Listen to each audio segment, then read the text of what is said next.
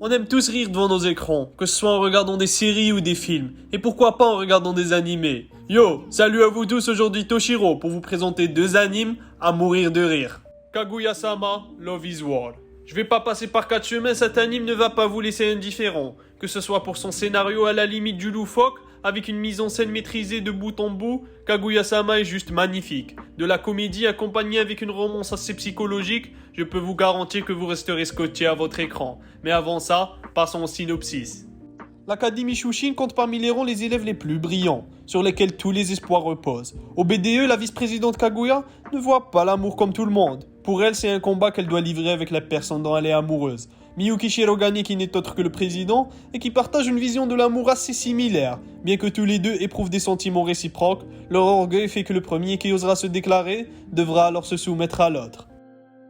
Un animé réellement excellent, que ce soit dans sa mise en scène, rendant des actions du quotidien absurdes, grâce au caractère des personnages, que ce soit dans son rythme, que ce soit dans son humour à s'en fondre la poire, cet animé a su me faire passer des moments hilarants. Je recommande fortement, alors laissez-vous tenter par Kaguya-sama, Love is War. Otakoi, l'amour c'est compliqué pour un otaku.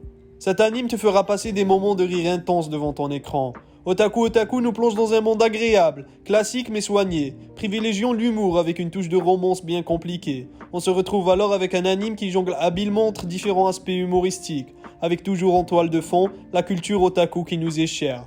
Mais avant ça, de quoi ça parle? Narumi et Hirotaka travaillent dans la même société. Ce sont tous les deux des otaku. Ils ont chacun une passion dévorante, pas toujours évidente à faire entendre aux autres. Peut-elle même être compatible avec une relation amoureuse? Comprendre l'autre, l'accepter tel qu'il est, se montrer tel qu'on est vraiment, misant sur ce point commun des otaku, ils décident alors de sortir ensemble. Mais comme dans toutes les histoires d'amour, les interrogations et les doutes persistent. Leur passion va-t-elle les rapprocher ou les séparer? Heureusement, les amis sont là pour en discuter, mais aussi pour partager leur otaku attitude.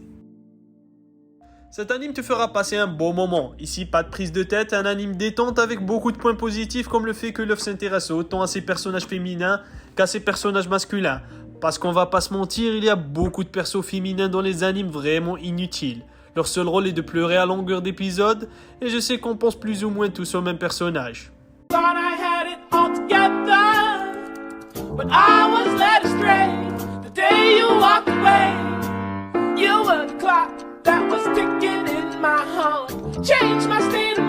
Ladies and gentlemen, we got him.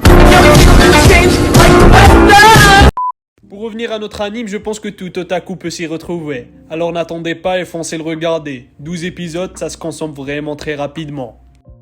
Malheureusement, nous sommes arrivés à la fin de la vidéo. J'espère qu'elle vous aura plu, et si c'est le cas, n'oubliez pas de vous abonner, un like et pourquoi pas activer la cloche. Et je tiens à remercier tous ceux qui regardent mes vidéos, c'est vraiment un grand plaisir. Sur ce, c'était Toshiro, ciao et à une prochaine.